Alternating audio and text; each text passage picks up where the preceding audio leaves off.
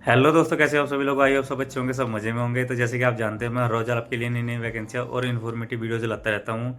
तो आज का हमारा टॉपिक बहुत ज़्यादा इंपॉर्टेंट होने वाला है। आज मैं आपको बताऊंगा, जो भी नए कैंडिडेट है या फिर फ्रेशर कैंडिडेट है, वो श्रीराम फाइनेंस में अगर इंटरव्यू देने के लिए जाते हैं तो वहाँ पर क्या इंटरव्यू प्रोसेस होता है, क्या इंटरव्यू क्वेश्चन होते हैं। आज मैं आपको सारी डिटेल इस वीडियो में बताऊँगा। तो आज की वीडियो आपके लिए बहुत ज़्यादा इंपॉर्टेंट होने वाली है। जो भी मेरा भाई वीडियो पढ़ने आया है, वीडियो को लाइक कर ले, चैनल सब्सक्राइब कर ले, बेल आइकन ऑल पे कर ले, ताकि मेरी हर वीडियो आप तक सबसे पहले पहुँचे। क्योंकि दोस्तों, मैं यहाँ पर आपके लिए नए नए वैकेंसी और इन्फॉर्मेटिव वीडियो लाता रहता हूँ। तो चलिए दोस्तों, आज की वीडियो शुरू करते हैं बिना टाइम गवाए। मिलते हैं वीडियो के आगे। दोस्तों, आज मैं आपको बताऊंगा कि श्रीराम फाइनेंस का इंटरव्यू होता है वो कैसे कैसे होता है, क्या उसका प्रोसेस होता है, क्या उसके क्वेश्चन आंसर आते हैं।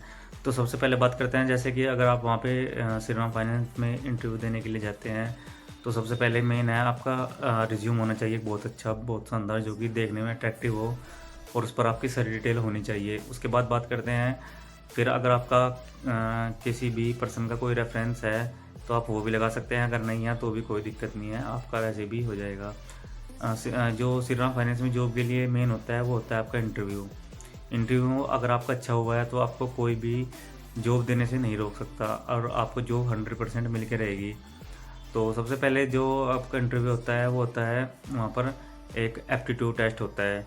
एप्टीट्यूड टेस्ट होता है आपका, अगर आप as a field officer join करते हैं उसके लिए आपका 30 नंबर का एप्टीट्यूड टेस्ट होता है, जिसमें कि आपको पासिंग मार्क्स होते हैं आपके 15। अगर आप 15 से नीचे लाते हैं नंबर तो आप वहाँ पर फेल हो जाओगे, और अगर आप 15 से ऊपर लाते हैं, 15 से 20 के बीच में लाते हैं, तो आप पास हो जाओगे, लेकिन आपको यहाँ पर सैलरी कम मिलेगी। और अगर आप 20 नंबर से ज़्यादा नंबर लाते हैं एप्टीट्यूड टेस्ट में तो आपको यहाँ पर सैलरी और ज़्यादा बढ़कर मिलने वाली है। तो जब आप इंटरव्यू देते हैं तो दोस्तों आपको ध्यान रखना है, जब आपका इंटरव्यू होगा तो आपको अच्छे से प्रिपेयर करना है और अच्छे से देना है, ध्यान से। अब इसका ये सिलेबस मैं बताता हूँ आपको कि आपको यहाँ पर सिलेबस क्या क्या देखने को मिलेगा। जो आपका एप्टीट्यूड टेस्ट होता है उसमें आपका बेसिक मैथ आता है और बेसिक रीजनिंग आती है और बेसिक जीके के क्वेश्चन आते हैं, जिसमें कि आपको, अगर आपने थोड़ी भी तैयारी की है तो आपका आराम से हो जाएगा। मैं आपको बताता हूँ कि मैथ के आपके क्या क्या टॉपिक होते हैं। जैसे कि परसेंटेज होती है आपकी, प्रॉफिट एंड लॉस होता है, और सिंपल मल्टीप्लाइड डिवाइड, ये आपके बेसिक बेसिक क्वेश्चन आते हैं। जैसे कि आपका सिंपल इंटरेस्ट होता है, कंपाउंड इंटरेस्ट होता है, और profit and percentage and profit and loss. ये 3-4 टॉपिक ज़्यादा मेन होते हैं इसमें। अगर आपकी ये कंप्लीट है तो आपको कोई भी प्रॉब्लम नहीं होगी। अब बात करते हैं रीजनिंग में। रीजनिंग में आपको कौन कौन से टॉपिक ज़्यादा देखने को मिलेंगे। जो आपकी रीजनिंग होती है, बेसिक रीजनिंग होती है, जिसमें कि आपको ब्लड रिलेशन होता है, फिर आपकी सीरीज़ होती है, और आपके एनालॉजी टाइप कुछ क्वेश्चंस आते हैं। जैसे कि मैं आपको एग्जांपल देता हूँ कि अम, वह अपनी बेटी से, बेटी के भाई के पिता से, और उनकी चाची से, मतलब इस तरह के क्वेश्चन आप समझ सकते हैं। अगर आपने तैयारी की है तो आप समझ जाओगे कि रीजनिंग में किस टाइप के क्वेश्चन आते हैं। मैथ के मैंने आपको बता दिए, रीजनिंग के मैंने आपको बता दिए। अब बात करते हैं जीके के। जो आपके जीके क्वेश्चन आते हैं ना, वो भी ज़्यादा मुश्किल नहीं आते, लेकिन अगर आपको नहीं पता है तो आपके लिए मुश्किल हो सकते हैं वो। जीके के ऐसे क्वेश्चन आते हैं कि जैसे कि बहुत ही सिंपल सिंपल, जैसे कि एनबीएफसी की फुल फॉर्म क्या होती है, और आपकी जैसे कि ताज होटल आपका कहाँ पे है, और मतलब ऐसे बेसिक बेसिक क्वेश्चन आते हैं। श्री राम के फाउंडर कौन है। जब आप इसमें इंटरव्यू देने के लिए जाते हैं श्री राम फाइनेंस में, तो आपको श्री राम फाइनेंस की जो हिस्ट्री है उसके बारे में आपको पता होना चाहिए। उसके फाउंडर कौन है, वह कब स्टार्ट हुई, और कितनी उसकी ब्रांचें हैं, कितना उसका शेयर है। इस तरीके के क्वेश्चन आपको सारे पता होने चाहिए, क्योंकि इस तरीके के क्वेश्चन भी आपको Shri Ram finance job interview में देखने को मिलते रहते हैं। यहाँ पे एप्टीट्यूड टेस्ट आपका बता दिया मैंने कि उसका सिलेबस क्या होता है, कितने नंबर का वो आता है, और कितने नंबर उसमें से लाने ज़रूरी है, कितने नंबर लाने पर आपको कम या ज़्यादा सैलरी मिलने वाली है।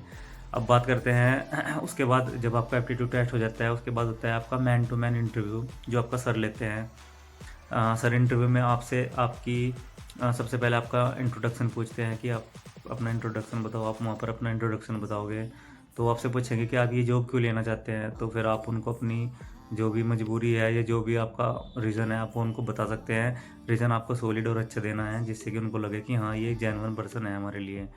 उसके बाद आपका होता है, जैसे इंटरव्यू हो जाता है फिर आपको सर वहीं पर सर 2 सर होते हैं, दूसरे सर वो आपको वहाँ पर कुछ स्पेलिंग्स लिखवाते हैं, उसके बाद फिर कुछ आपको क्वेश्चन देते हैं, जैसे कि सबसे पहले बात करते हैं जो आपको स्पेलिंग से लिखवाई जाती है, वो कुछ जो डिफ़िकल्ट होती है थोड़ी, जैसे कि मान सकते हैं आप कि ग्रामर की स्पेलिंग लिखो, साइकोलॉजी की स्पेलिंग लिखो, नाइफ की स्पेलिंग लिखो, और सुनामी की स्पेलिंग बताओ, बायोलॉजी, इस तरीके की स्पेलिंग जो थोड़ी मतलब बोलने में और सुनने में थोड़ी हार्ड होती है, जिसके मतलब जो पहला वर्ड होता है वो साइलेंट होता है, इस तरीके की आपको यहाँ पर स्पेलिंग्स वो सर आपको लिखने के लिए बोलते हैं। अगर आपने वो ठीक लिख दी तो आप ठीक है।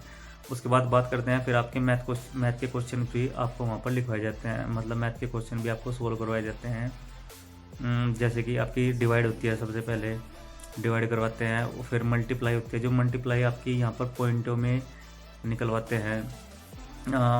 जैसे कि आपने की होगी तो आपको पता होगा कि पॉइंटों में कैसे मल्टीप्लाई की जाती है। उसके बाद वहाँ पर आपको फिर 2 साल का 3 साल का आपको वहाँ पर सिंपल इंटरेस्ट और कंपाउंड इंटरेस्ट भी निकलवाते हैं वो। जैसे कि एग्जांपल मैं देता हूँ कि आपको 4,500 का और 5% पर 2 साल का सिंपल इंटरेस्ट बताओ, फिर 10,000 का 12% पर कंपाउंड इंटरेस्ट बताओ। इस तरीके से आपको यहाँ पर प्रिपरेशन करके जानी है, क्योंकि यही सब कुछ है। क्योंकि आपको पता है श्रीराम फाइनेंस में जो फाइनेंस की जॉब होती है वो ब्याज गई होती है, तो उसमें अगर आपको ब्याज निकालना नहीं आता है तो फिर आपको प्रॉब्लम होगी। तो आपको ये ज़रूर सीखना है कि कैसे कैसे सिंपल इंटरेस्ट और कंपाउंड इंटरेस्ट यहाँ पर निकाला जाता है, क्योंकि श्रीराम फाइनेंस जॉब में ये एक बहुत मेन टॉपिक होता है। और अब बात करते हैं यहाँ पर इसको लेने के ये जब हो जाता है आपका, सबसे पहले आपका एप्टीट्यूड टेस्ट होता है। उसके बाद फिर आपका सर इंट्रोडक्शन लेते हैं, उसमें आपसे कुछ सवाल जवाब करते हैं, कुछ क्वेश्चन पूछते हैं। और उसके बाद आपका होता है फिर ये स्पेलिंग से लिखवाई जाती है आपको। तो ये तीन प्रोसेस होते हैं आपके, जो कि श्रीराम फाइनेंस जॉब इंटरव्यू आपकी जॉब को डिपेंड करता है कि आपको जॉब मिलेगी या नहीं मिलेगी। ज़्यादा कुछ मुश्किल नहीं होता है, आपका वहाँ पर होपलेस नहीं होना है, अच्छे से आपका अपना इंटरव्यू देना है। इंटरव्यू होने के बाद आपको कुछ थोड़ा वेट करना है आपका, अगर आपको साथ ही साथ में पता चल जाता है कि आपके एप्टीट्यूड टेस्ट में कितने नंबर आए हैं, और उसके बाद आपको इंटरव्यू में भी पता चल जाता है कि आपका इंटरव्यू वहाँ पर कैसा हुआ है। तो ये मतलब आइडिया अपने आप को पहले से ही हो जाता है कि हमारा कैसा इंटरव्यू हुआ है और हमारे कितने नंबर आए हैं। अगर आपके 15 से ऊपर नंबर है आपको जॉब तो मिल जाएगी, लेकिन थोड़ी सैलरी कम मिलेगी। अगर 20 नंबर से ऊपर है तो आपको अच्छी सैलरी यहाँ पर देखने को मिलेगी। तो ये पूरा प्रोसेस होता है इंटरव्यू का, और होपलेस बिल्कुल नहीं होना है, हमेशा मोटिवेट रहना है। तो बस इस तरीके से आपको अपना इंटरव्यू देना है। अगर आपको कोई डाउट है तो आप मुझे कमेंट कर सकते हैं, मैं आपको कमेंट में बताऊंगा। अगर आपको कमेंट में कुछ समझ नहीं आता है तो आप पर्सनली मुझे मैसेज भी कर सकते हैं। मेरा डिस्क्रिप्शन में व्हाट्सएप ग्रुप का लिंक है, जहाँ पर मैंने अपना नंबर भी दे रखा है, आप मुझे वहाँ पर भी कॉन्टैक्ट कर सकते हैं। तो दोस्तों आज की वीडियो में इतना ही, फिर मिलते हैं किसी और नेक्स्ट वीडियो में। तब तक के लिए आप मेरे चैनल सब्सक्राइब कर ले, बेल आइकन ऑल पे कर ले, ताकि मेरी हर वीडियो आप तक सबसे पहले पहुंचे। तो चलिए दोस्तों वीडियो को यहीं पर एंड करते हैं, फिर मिलते हैं किसी और नेक्स्ट वीडियो में। तब तक के लिए बाय।